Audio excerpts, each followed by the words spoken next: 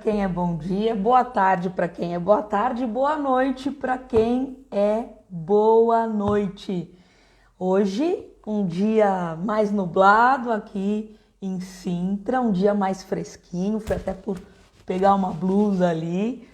E eu resolvi então abrir essa live para a gente bater um papo. E é um papo que eu acho que vai fazer sentido para você que está aqui ao vivo ou gravado, porque se essa live realmente for interessante, eu vou deixar ela gravada para que mais pessoas então consigam assistir e pegar um cadinho daquilo que certamente vai fazer algum sentido para vocês. E o tema que eu deixei aqui para a live, ó, tá aqui, ó. Operar só na perfeição. Sabe aquela tal síndrome da perfeição? Que eu só vou fazer tal coisa quando realmente eu tiver com tudo pronto? Eu já deixo uma pergunta aqui para você. Será que tudo vai ficar previamente pronto ou as coisas elas vão se construindo nessa caminhada? E eu não estarei aqui sozinha. A Paula Costa já chegou por aqui e eu vou colocar a Paula aqui comigo. Vocês já vão hoje e vou contar como que eu conheci a Paula e o que me fez então convidá-la para esse papo, para essa conversa. Marta, querida, que bom ter você aqui. Patrick, sejam bem-vindos por aqui nessa nossa conversa. E aí, gente, quem aqui já sofreu com a tal síndrome da perfeição? Será que você fica ainda aguardando todos os mínimos detalhes ficarem prontos para que então você consiga operar, você consiga trabalhar, você consiga desenvolver um projeto, você consiga se relacionar com alguém? Será que você fica sempre esperando as coisas elas estarem realmente 100% para você começar o seu transbordo, começar a sua entrega, começar, sabe, a servir ao próximo? A posição mais nobre, mais honrosa, mais de mais valor que existe é a posição de servir, é a posição de entregar. Com quem que a gente aprendeu isso? Com o mestre dos mestres, né, gente? Com Jesus. E olha só, Paula chegando aqui, eu vou contar um pouquinho para vocês quem é a Paula e a gente vai entrar num assunto que eu gosto muito. Para você que me segue, me acompanha, sabe o quanto para mim faz sentido o autoconhecimento, o desenvolvimento humano contínuo. Não adianta apenas um despertar um dia, eu li um livro e aquilo me fez sentido, mas o desenvolvimento humano, ele é para a vida toda. Enquanto nós estivermos aqui, vivos, com o fôlego de vida que Deus nos dá, a gente está sempre o quê? Se aperfeiçoando, se conhecendo, aprendendo a servir, aprendendo a tantas coisas importantes. Por que a Paula está aqui hoje? Eu, alguns anos atrás, tive uma experiência de aprofundar mais um pouquinho em autoconhecimento. Eu, através de uma amiga, conheci a análise corporal, que é uma análise muito curiosa, aonde a Paula vai contar daqui a pouquinho, porque ela sabe disso muito mais do que eu. Fez tanto sentido para mim com questões pessoais, com questões com meu pai, questões com a minha mãe. E foi uma camada a mais ali que eu pude tirar, que eu pude acessar e lidar com aquela realidade. O que nem sempre a gente está com disposição. Mas quando a gente tem essa disposição de acessar determinadas lacunas da nossa vida, nos percebermos, conhecermos aquilo que são as nossas características, os nossos traços, né, Paulo? Isso é Exatamente. libertador. Então a gente tem que encarar algumas coisas assim.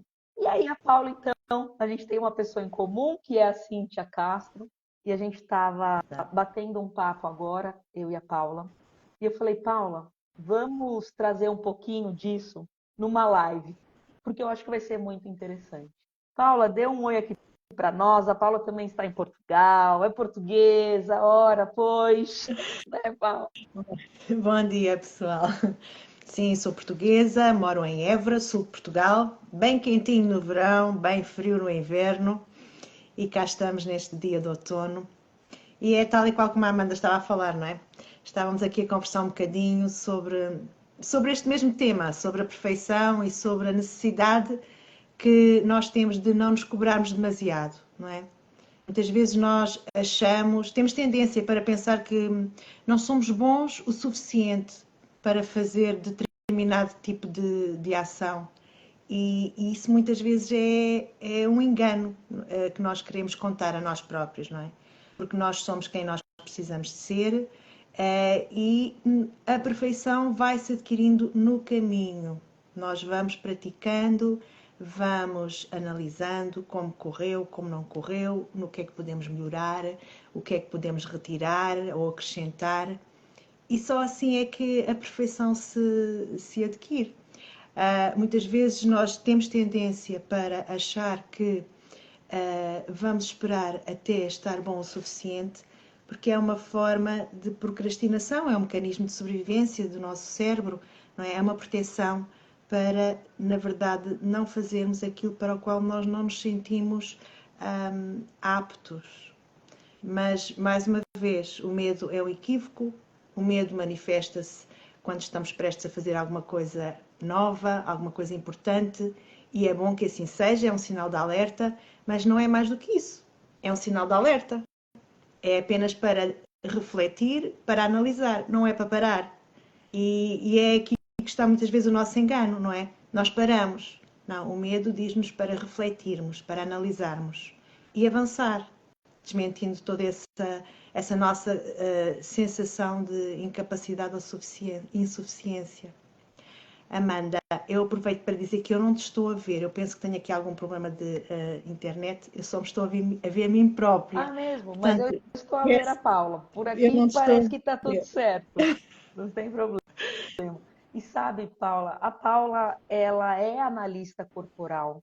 Então, ela trabalha com essa linha de terapia, de autoconhecimento.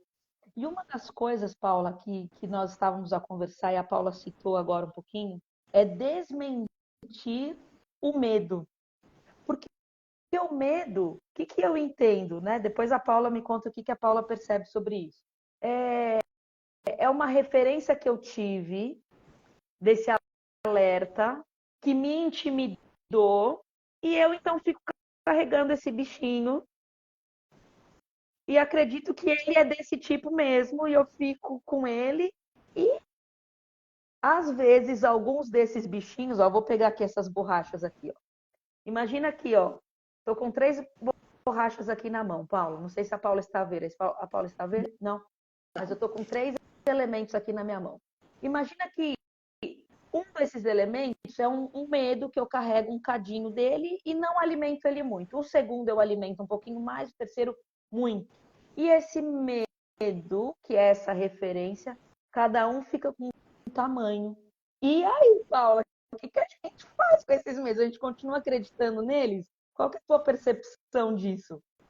Muitas vezes o que é que acontece?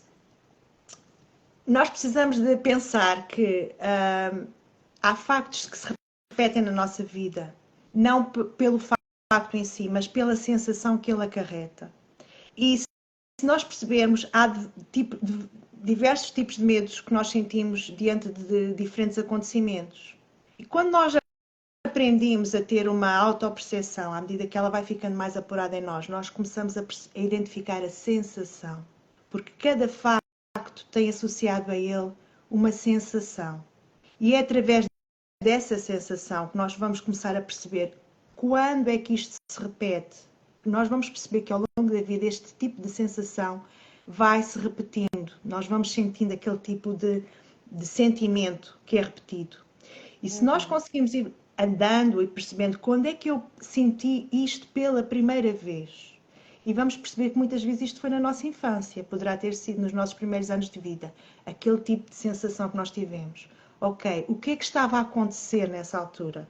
Com quem é que eu aprendi a ter este tipo de percepção de vida? Com quem é que eu aprendi que, por exemplo, cantar é errado? Ou com quem é que eu aprendi que empreender por conta própria não resulta? Com quem é que eu aprendi que não posso depender de um homem? Tenho que ser uma mulher guerreira. Com quem? Onde é que eu ouvi isto pela primeira vez? O que é que estava a acontecer nessa altura? Então, se nós conseguimos perceber esse tipo de situações, nós vamos perceber, ok, foi nessa altura. Então, qual era o contexto? E nós começamos a perceber que esse contexto era o que era na altura, mas não tem a ver connosco. Não tem a ver com a situação de vida que eu estou a viver. Então, eu posso perceber também, ok, há pessoas ao pé de mim que pensaram assim, que agiram assim, mas será que eu conheço outras pessoas que não pensam assim, que não agem assim? Então, se elas não pensam assim ou não agem assim, como é que elas pensam? O que é que elas acreditam acerca deste mesmo facto? Isso vai-nos confrontar e comparar duas realidades, dois pensamentos, e aí nós podemos perceber que muitas vezes o medo é um equívoco, é uma meia-verdade contada a nós próprios. E questionar esse medo, né, Paula, que é o que tu estás a dizer. Tu falaste uma coisa agora muito interessante. O fato ele se repete e nem sempre por acontecimentos, porque ele se repete nas nossas emoções, nas nossas lembranças. Então vamos falar aqui de trauma, vai? Trauma, sei lá, do escuro ou trauma da chuva. Tem gente que tem trauma, começa a chover porque às vezes quando era infância a casa alagou num dia de tempestade, né? Então assim, não é que todas as outras vezes que choveu na vida a casa alagou, mas uma vez alagou, registrou isso no subconsciente, ou seja, qual que é o gatilho? Choveu, alagou. Mas na verdade, o acontecimento em si ocorreu só uma vez na vida. Não houve uma repetição real daquilo, mas uma repetição. Augusto Cury ele fala uma coisa muito interessante: virtual. Os pensamentos são virtuais, eles não são reais, né? E aqui nessa máquina maravilhosa que Deus nos deu do nosso pensar, do nosso cérebro, a gente também precisa buscar administrar isso tudo, porque nesse pensamento que ele é virtual, até que ponto isso é real, né, Paula? Que é o que a gente está trazendo aqui. Até que ponto isso realmente são fatos? Ou é apenas um gatilho que dispara por um trauma daquele um dia na infância que choveu e alagou, né? Então, desmentir essa, entre aspas, verdade construída, uma das formas de investigar isso e de chegar nesse ponto é a análise corporal, né, Paula? Sim, sim, será uma das formas, sim. Vou explicar talvez um pouquinho o que é a análise corporal. É uma técnica que permite que, através da observação do corpo, eu consiga perceber qual é a forma de pensar e agir e de sentir da pessoa que está a ser analisada. Porque lá atrás, na milenização do nosso corpo, houve sensações que ficaram registadas. Então o que é que acontece? O nosso cérebro se preparou para poder reagir, para se defender daquele tipo de percepções que teve. E o nosso corpo foi acabando por ficar formado desta forma. Então quando eu consigo perceber, ok, olhando para mim, eu sei que tenho, vou falar mesmo de mim, tenho 28% de capacidade de comunicação e expressão, tenho 22% de organização e método, tenho 20% de agilidade e competitividade, tem 15% de criatividade e imaginação e tem 15% de articulação e negociação. Ora, ao saber isto, eu consigo entender que posso conjugar-me, posso me aceitar. E há uma das coisas que as pessoas sentem muito é que estão em conflito com elas próprias. Muitas vezes porque elas têm uma ideia de como seria a pessoa ideal, à qual elas sentem que não correspondem, outras vezes porque gostariam de satisfazer expectativas de outros e não conseguem corresponder a esse tipo de expectativas. Então o lema sempre será: você é quem precisa ser. Você é aquilo para o qual foi criado. Você é aquilo para o qual foi mielinizado para agir. E quando eu aprendo a me conhecer, quando eu aprendo a me aceitar, a vida fica muito mais leve. Quando eu aprendo a saber agir e me acolher da forma que eu preciso, automaticamente eu desenvolvo muitas outras competências. Lá está, voltamos para a perfeição. Aquelas que eu achava que não ia conseguir nunca fazer, né, Amanda? A live, nós de repente percebemos que conseguimos, Claro, não é? Porque desmentimos o medo. claro. E percebemos que ele era apenas um equívoco e acreditar no medo muitas vezes é uma idiotice. Não é? É uma forma de nós nos boicotarmos. E quando nós Total. percebemos que a vida é para ser vivida minuto a minuto, intensamente, de uma forma equilibrada e sábia, não rejeitando as oportunidades da vida, não rejeitando aquilo que ela nos oferece, nós crescemos, nós curamos e somos cada vez mais aptos também para fazer os outros crescer connosco. Sim. Muito bom isso, porque se aceitar, eu acho que é um desafio de todo mundo, né? Quando tá na fase da infância, aí vem a fase da adolescência, o corpo começa a mudar, os pelos, algumas partes do corpo, e etc. Aí você fala, meu Deus, como é que vai? Eu estou passando por uma transição, como que vai ser esse meu corpo? E aí me veio um insight aqui, Paula, que é o seguinte: imagina, vou criar aqui uma cena, vai? Que eu, Amanda, tenho amigas altas, só amigas altas. Eu tenho 1,60 m, tá, Paula? Só amigas de 1,80 m, 1,90 m, sei lá. Só mulheres altas, né? E isso na minha adolescência, vai? Mulheres altas, minhas amigas e tal, as meninas todas altas. E aí eu fico achando, puxa, elas estão a jogar voleibol, basquetebol. E eu, opa, nasci no tamanho errado. Porque as minhas referências, todas à minha volta são essas mulheres altas. Eu estou trazendo um exemplo aqui, uma cena, criando aqui uma cena, porque dependendo do meio a qual nascemos, crescemos, nos desenvolvemos, as referências que tivemos, pessoas que admiramos, a gente olha e fala, mas parece que eu sou o patinho feio da história. Mas, na verdade, o patinho feio era um ganso, né? Era uma outra ave, era outra coisa, tinha sua beleza própria. Então, às vezes, a gente acaba, pelo meio que a gente convive, achando que talvez nós somos os diferentes e os errados. Mas o diferente não é o errado, o diferente é porque tem que ser diferente. E o diferente é incrivelmente perfeito dentro do plano macro de Deus, né? Para que a gente seja desse tamanho, com esse temperamento, com a maneira com que a gente enxerga a vida, com que a gente percebe as coisas, com a sensibilidade que cada um tem. Uns têm sensibilidade para a arte, para as pinturas, outro para a arte do desenho, das obras, outros da dança, aliás, da dança, do balé, do clássico, outros para leitura, e cada um no seu tamanho, cada um no seu olhar, na sua postura. Então, assim, eu acho que isso de se aceitar e até desconstruir algumas mentiras de expectativa, né? Porque, gente, a Cíntia, querida, gratidão, Cíntia. A Cíntia, que é o nosso ponto de conexão, né, É, Paulo?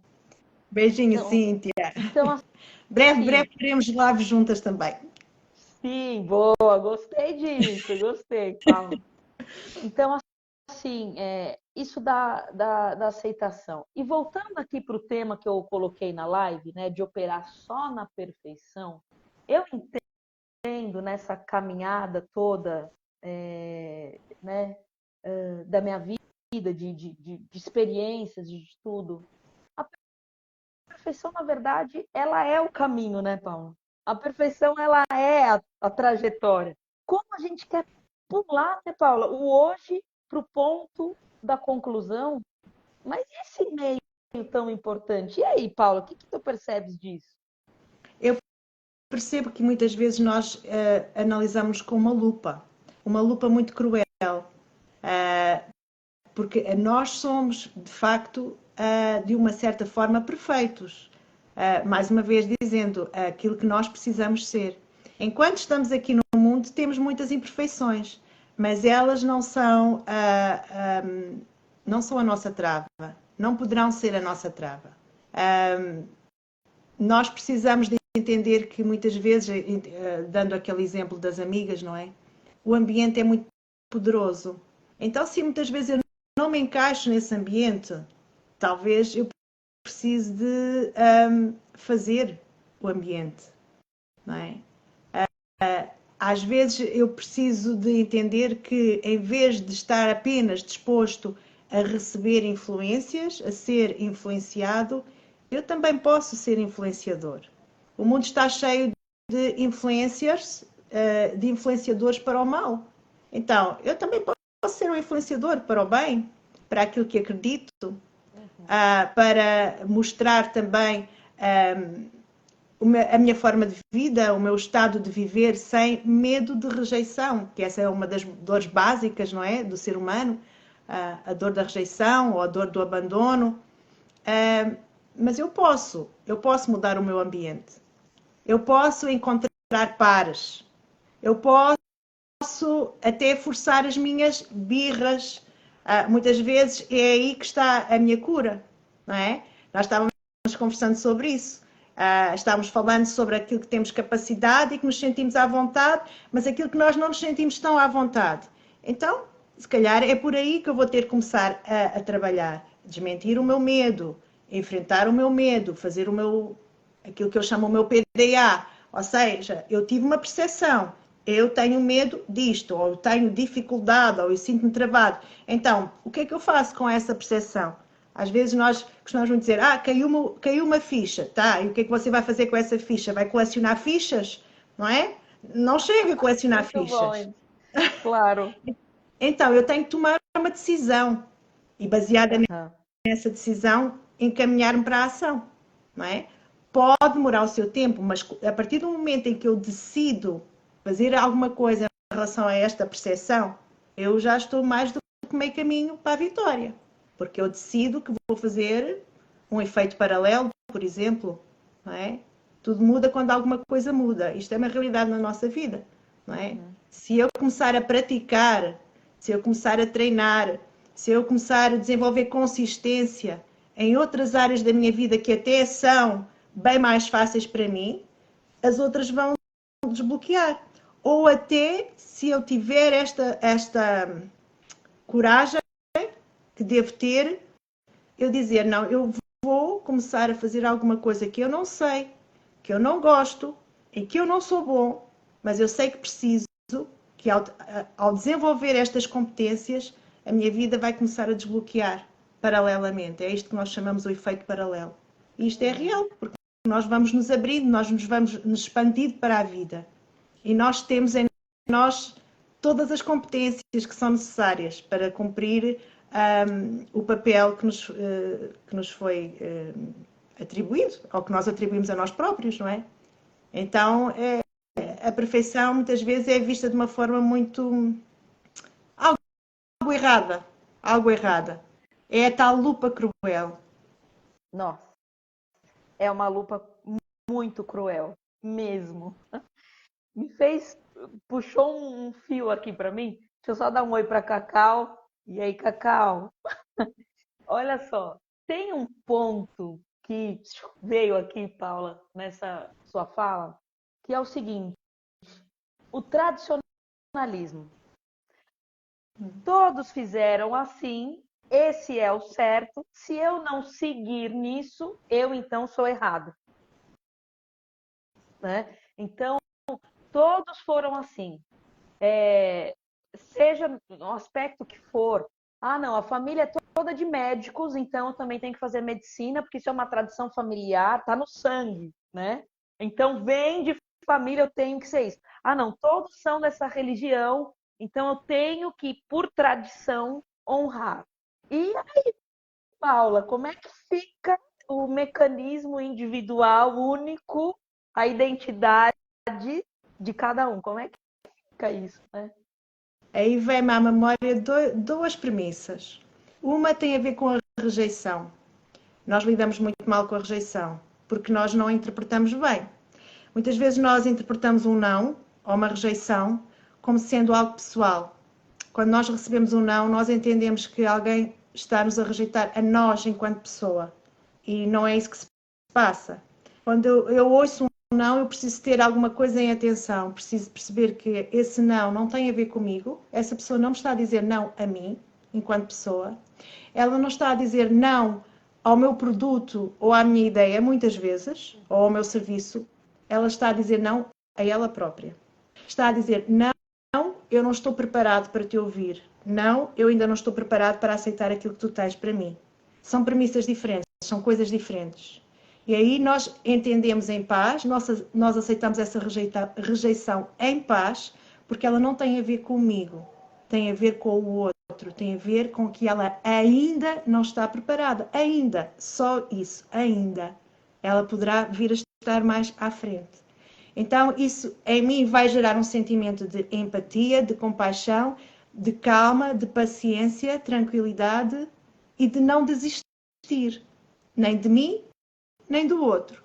Há outro pensamento que veio até à minha mente, tem a ver com a referência e o repertório.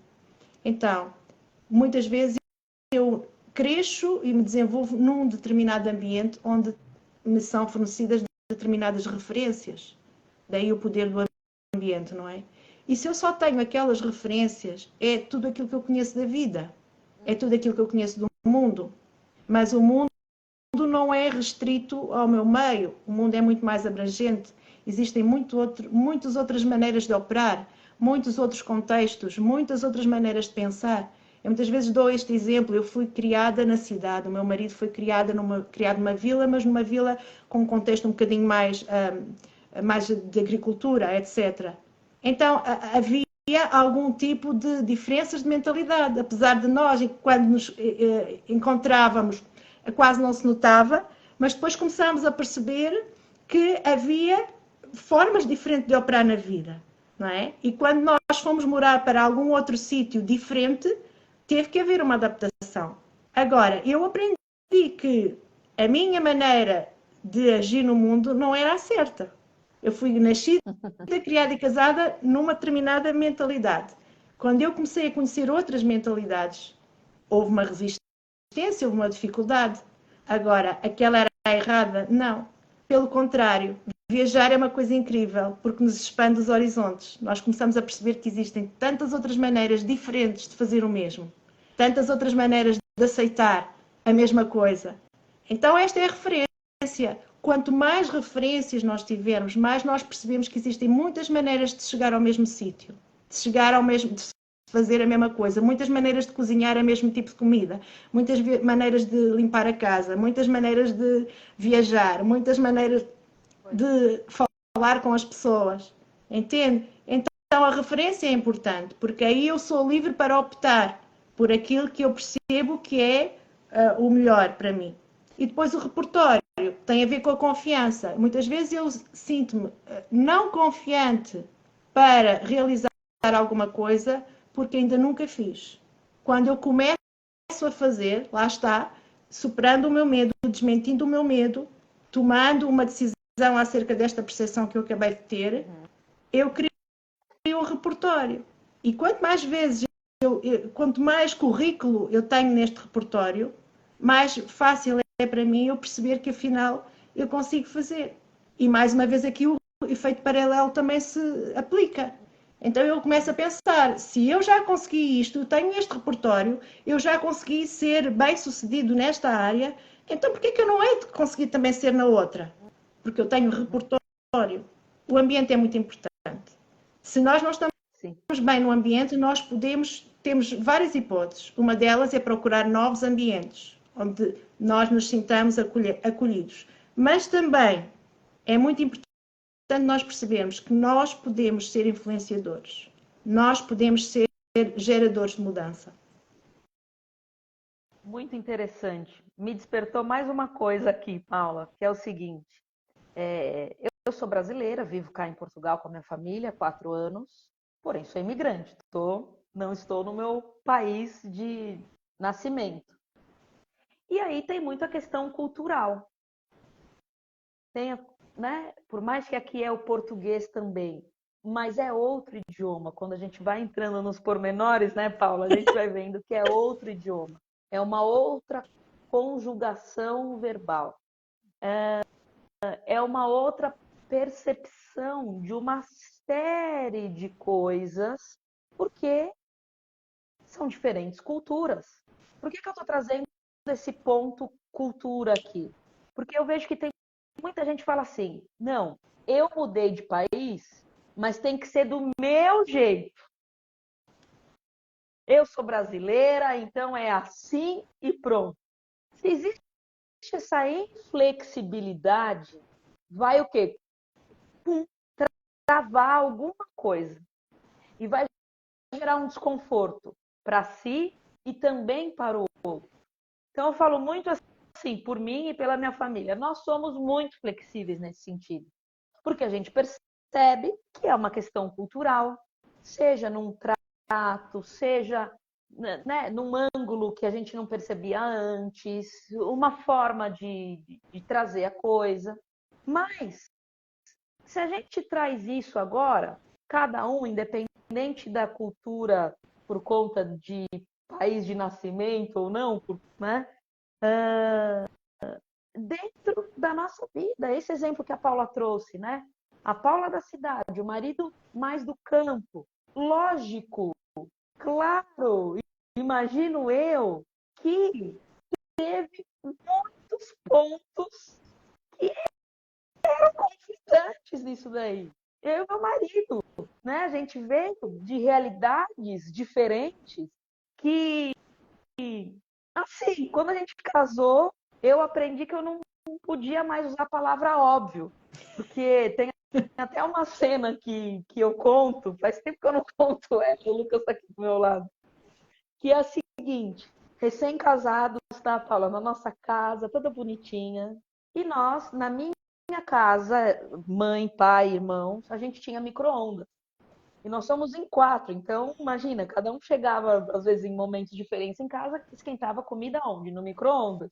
Aí casamos, eu e o Lucas, e um belo dia ele me chama, amorzinho, vem aqui na cozinha. Eu falei, o que foi? Como que liga o micro-ondas? Aí eu pra ele eu falei, como assim liga o micro-ondas? Falei, é óbvio, aperta aí 1 minuto que liga.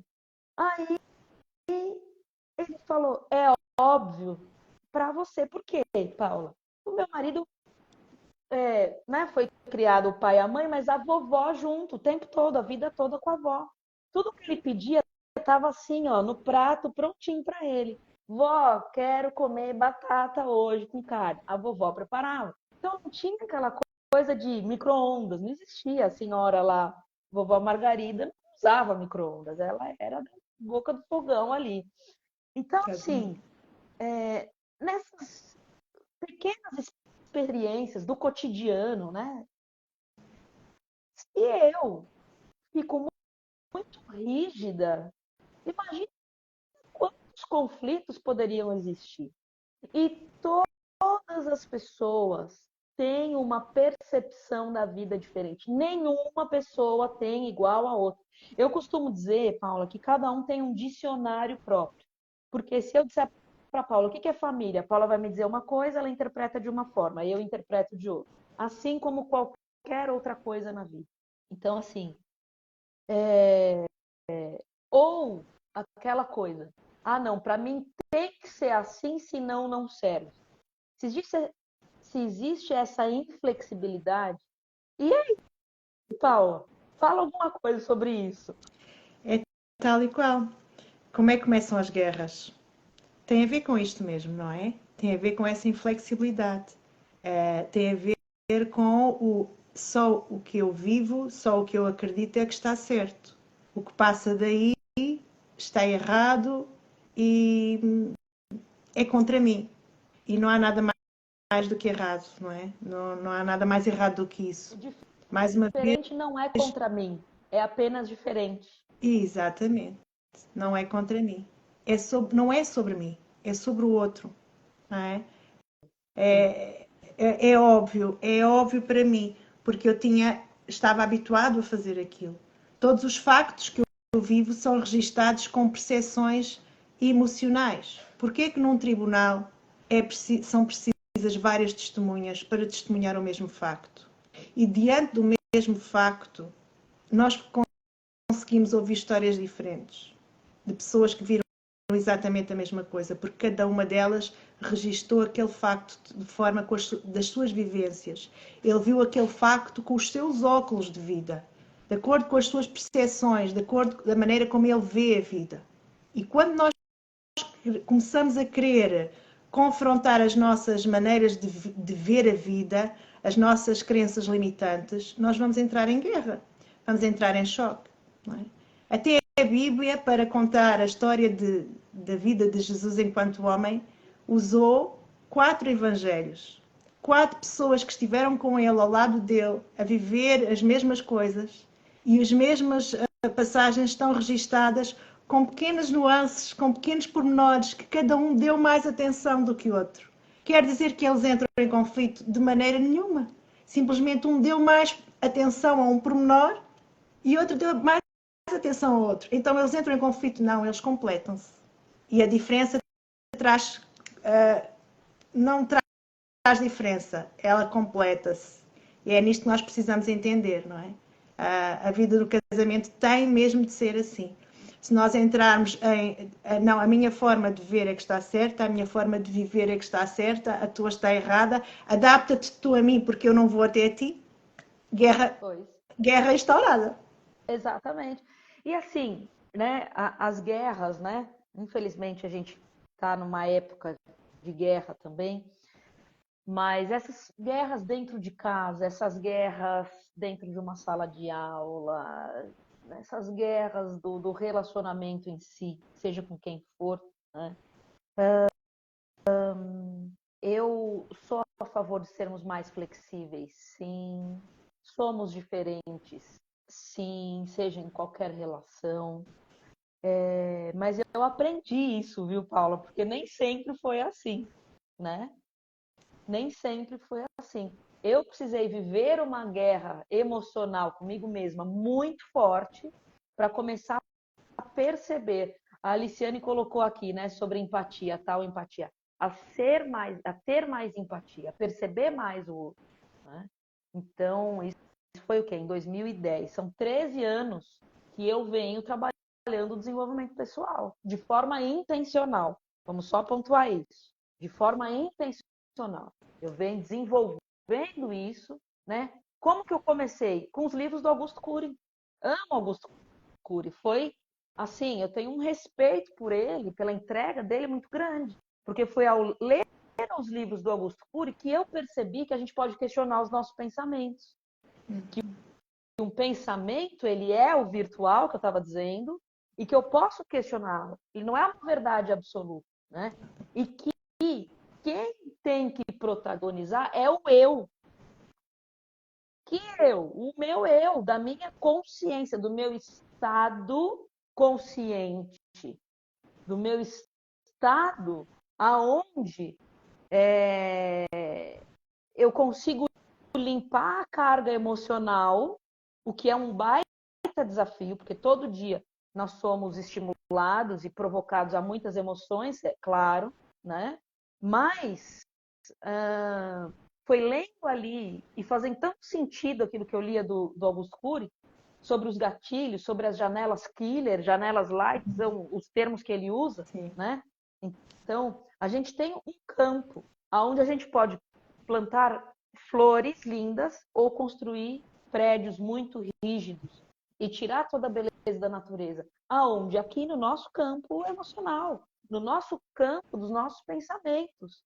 E quando como que eu me vi isso há 13 anos atrás? Eu me vi que era, assim, uma selva de pedras. O meu campo emocional era uma selva de pedras. E eu precisei aprender e me abrir para ir tirando um pouco de cimento, de tijolo, encontrando a terra e começar a plantar as primeiras mudas. Hoje eu já tenho árvores, graças a Deus, com muita persistência, dedicação. Hoje eu percebo muito mais as coisas, as pessoas. Agora mesmo, eu estava atendendo a Paula. Eu falei, Paula, a gente vai entrar em live. Você aceita esse desafio? Porque eu fui sensível a uma questão. Eu falei, acredito que isso vai colaborar não só para a nossa troca, mas para você que está aqui nos assistindo também. Ou seja, quando a gente chega nesse nível de o meu servir, né, vai me sarar e sarar o outro, né, Paula? Que é o que a Paula trouxe hoje para mim também. Então, gente, sabe, a gente pode sim ir quebrando essa rigidez, olhando mais para dentro, e ir plantando as nossas pequenas mudas, né? A Aliciane colocou aqui, né? A maternidade, não, antes. Eu também, eu era muito egoísta. O clique veio quando tive meu filho. A maternidade tem esse poder transformador. A gente entende, percebe, intencional, exatamente. Ainda estou aprendendo e estou nas mudinhas. Exatamente, ué. É. E isso é muito intencional. Não é o acaso. A partir de quando a gente vai despertando a nossa consciência, é uma ação intencional, né, Paula? Exatamente. Acerca da intencionalidade na empatia. Às vezes nós achamos que empatia tem a ver com tentar entender o que o outro está a sentir. Mas eu nunca vou conseguir entender bem o que o outro está a sentir se eu não calçar os sapatos dele. Ou seja, eu não posso entender o que ele está a sentir com as minhas percepções de vida. Porque aí a única coisa que eu vou fazer é simular o que eu sentiria se estivesse naquela situação. E isso não é ser empático. Porque aquilo que nós ouvimos dizer, se fosse eu, numa atitude de julgamento, não é? De crítica, porque é que ele está a agir desta forma? Se fosse eu, eu agiria de acordo com as minhas vivências que tive desde a minha infância, adolescência, início de vida adulta, com tudo aquilo que eu já vi, tudo aquilo que eu já aprendi, todos aqueles que estão à minha volta, de acordo com os meus traços de caractere. Se fosse eu. Agora, se o outro tem traços de caractere completamente diferentes do meu, se ele viveu uma história de vida completamente diferente da minha, então, se fosse ele agiria como está a agir agora. E isso é empatia, é entender que ele tem uma razão para ter agido assim, bem ou mal. Não estou a justificar aquilo que ele agiu. Pode ter agido mal, mas aí eu vou entender porquê que ele agiu. Não vou justificar, mas vou entender. E aí, se estiver ao meu alcance, então eu poderei ajudar de uma forma efetiva, ajudando, lá está, a ele também a tornar-se mais intencional e menos reativo. Que esse é um grande desafio a todos nós, sermos intencionais e não reativos. Fala isso de novo, Paula, por favor. Então, muitas vezes nós reagimos, não é? Lá está, nós temos determinadas situações que vêm até à nossa vida que fazem nós disparar algum tipo de gatilho emocional, não é? Lá está. As diferentes sensações que se vão repetindo ao longo da vida. E essas são as nossas maiores armadilhas, não é? São os factos que se repetem e nós devemos estar muito atentos a isso, porque é mesmo aí que está sempre o nosso ponto fraco, o nosso gato, que nós podemos e devemos ter muito carinho e olhar para eles de uma forma muito responsável, porque tem a ver com alguma coisa que aconteceu mais atrás e que precisa de ser resolvida, porque senão isso vai sempre se repetindo ao longo da vida e cada vez com mais sofrimento, com mais intensidade dentro de nós. Por isso é que existem tantos burnouts, não é? E tantas Nossa, depressões. muito. É muito importante olhar para isso. E tem uma coisa que é muito cíclica, né, Paula? Dentro disso, os padrões que vão se repetindo por conta do meio que nascemos, que crescemos e tal. Mas a partir do momento que a gente tem um despertar tanto espiritual, aí a nível de fé, como de consciência, a gente tem que ter muita coragem de ver um ciclo se repetindo. Aqui basta. Exatamente. Veio até aqui, mas daqui para frente não mais. Exatamente. Aí Já já que é outra coisa também, né, Paula? a Amanda falou em termos de fé, a Bíblia tem uma frase que é espetacular. O apóstolo Paulo diz para nós nos transformarmos através da renovação do nosso entendimento. E às vezes nós acreditamos e queremos de todo o nosso coração que o nosso Deus é um Deus de milagres. E é. Mas há uma parte que nos compete a nós. E nós às vezes queremos o faça por mim. Não é o faça comigo, nem é o me ensina a fazer, é o faça por mim. E esse faça por mim não é construtivo para nós. Não é? E acredito que tem mesmo de ser assim. Só assim é que vai fazer efeito. Eu preciso de entender onde está a situação e eu própria tratar de resolvê-la dentro de mim. Eu acredito que posso pedir ajuda a quem está à minha volta, posso pedir ajuda ao próprio Deus, mas eu tenho de me responsabilizar pelos meus próprios atos. Eu sou responsável pelo meu crescimento pessoal. Eu preciso de renovar as minhas crenças limitantes, aquelas crenças que eu tenho acerca de mim própria. Quando eu tenho um firme fundamento, eu posso me chegar a esse fundamento e comparar as minhas crenças limitantes com o fundamento no qual eu estou a construir a minha vida. E aí eu consigo crescer. E aí eu consigo ser intencional. E aí eu consigo cada vez ser menos reativa.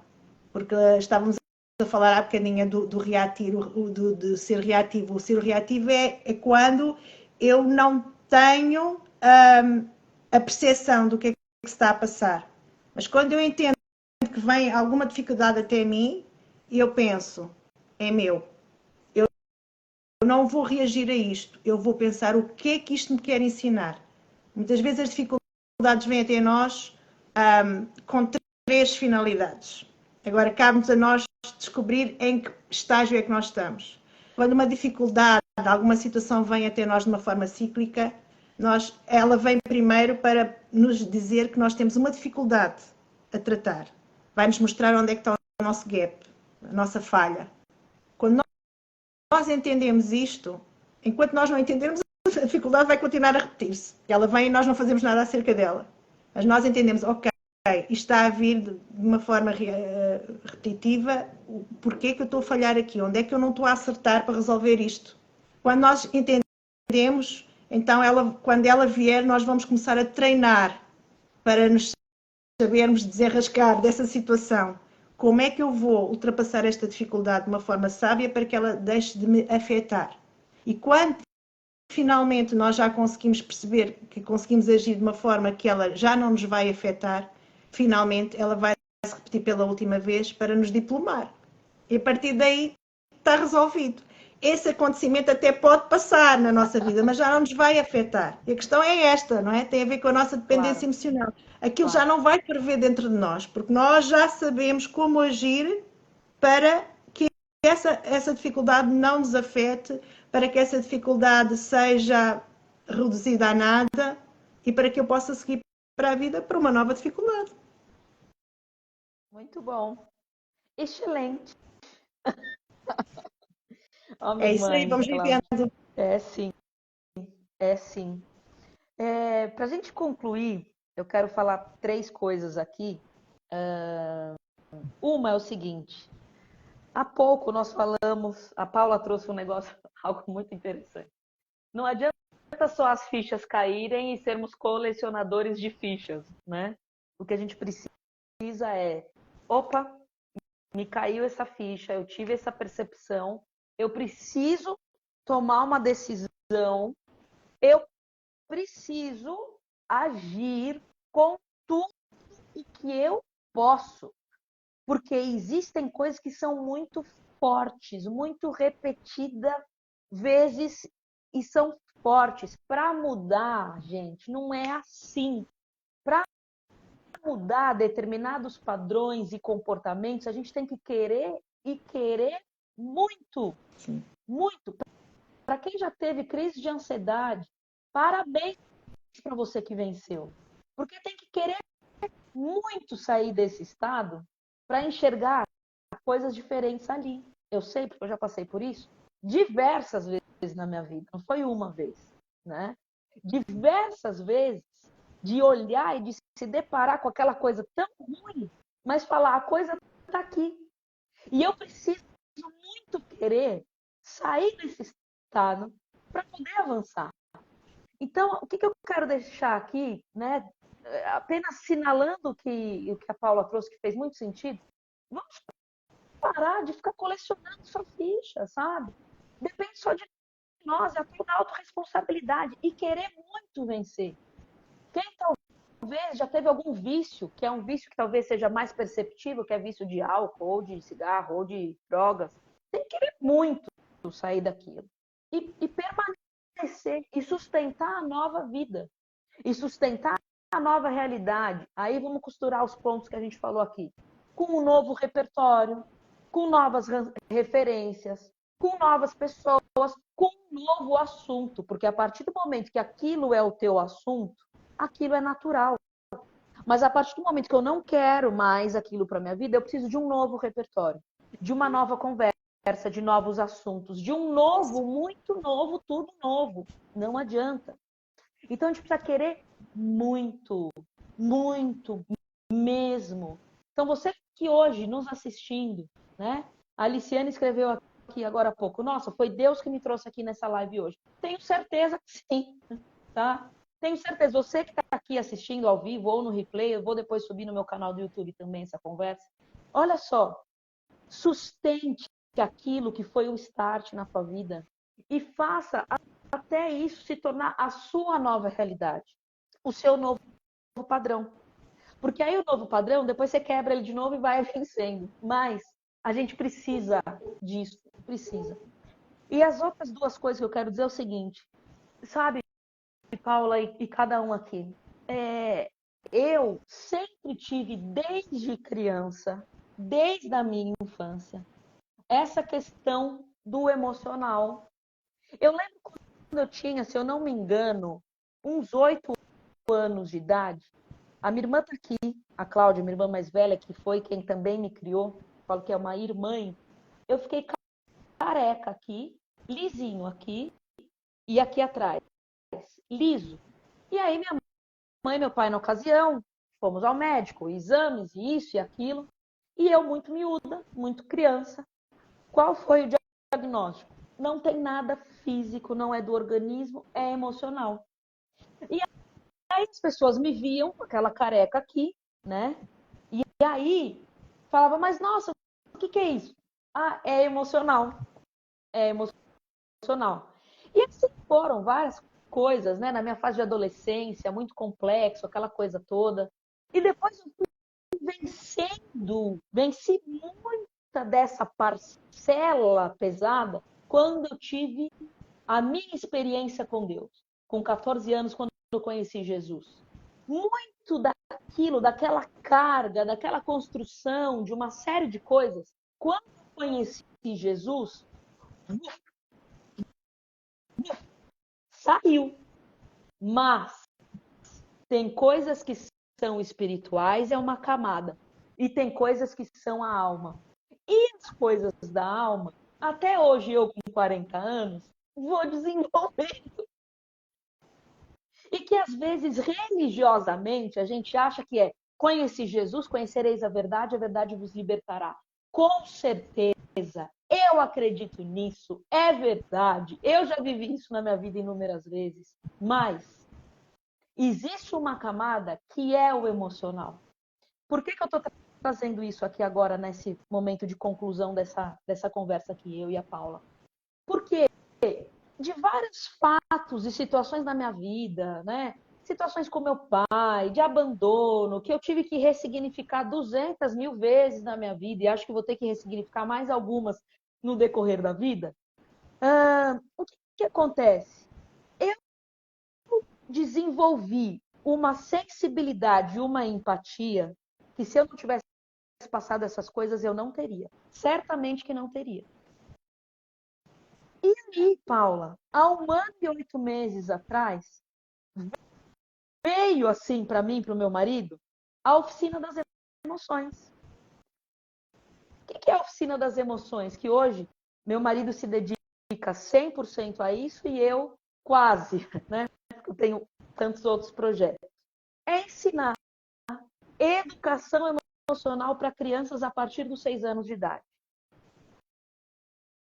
Sabe esses termos? Crença, padrão de comportamento, filtros mentais, autoestima, autorresponsabilidade. A gente tem ensinado isso para as crianças a partir dos 6 anos de idade. Coisas que eu levei uma vida para ir assimilando, que são pequenos chips, pequenos insights, pequenas coisas que, se a gente já sabe que isso existe, certamente vai facilitar muita coisa. Vai deixar de viver esses nossos alunos hoje, eles estão privados de viver isso? Não estão. Vão viver a história deles, as decepções, as frustrações, com mais recursos, com mais possibilidades, com mais meios, vias, caminhos. E aí, para concluir a minha parte, porque o último ponto eu quero deixar para a Paula já vai saber qual é. Eu estava um dia com uma amiga nossa, Gabriela Brioski, que é uma escritora brasileira. Ela passa um tempo no Brasil e alguns meses aqui em Portugal. E a oficina das emoções estava muito no começo, quando aconteceu esse café com a Gabriela. E a gente estava aqui no Dona Estefânia, aqui em Sintra, tomando um café, literalmente. E eu virei para ela e falei, Gabi, esse projeto da oficina das emoções é tão novo. Para nós isso é tão novo. Na hora, Paula, na hora, o Espírito Santo veio no meu coração e falou, isso é novo, da porta da tua casa para fora. Porque da porta para dentro já é assim que vocês educam o seu filho, já é assim que é o ambiente de vocês. E eu falei, meu Deus. E o que eu quero dizer, contando essa minha história para você que está aqui hoje?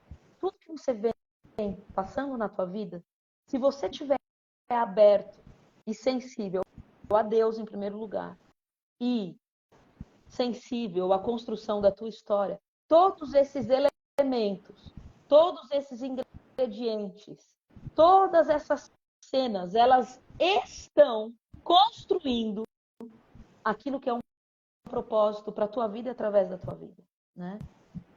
E para concluir, o último ponto, a Paula é uma pessoa que eu tenho conhecido um pouco mais agora, é uma mulher experiente, é uma mulher que também tem uma aliança com Deus e é uma profissional do desenvolvimento humano que é nessa linha da análise corporal. Então, Paula, faz um fechamento aqui, depois eu dou um tchau, mas eu recomendo, você que tem alguma questão repetitiva, algum padrão, algo que você se questiona e não sabe, às vezes, onde encontrar uma resposta, siga a Paula, veja se a Paula pode te ajudar de alguma forma, porque eu já fiz análise corporal, não foi com a Paula, porque eu fiz há 2 anos atrás, e foi incrível para um momento da minha vida, onde as camadas elas vieram para fora, e eu falei, mais uma vez eu vou ter que olhar para isso, e como é que eu faço? Paula, a gente tem 27 segundos, dá um tchau, porque o próprio Instagram vai terminar a live aqui. Ok, foi um prazer estar convosco. Então, eu faço atendimentos online no Paula Costa Terapia Vida. Podem me seguir no meu Instagram. Também faço atendimentos presenciais aqui em Évora. Só para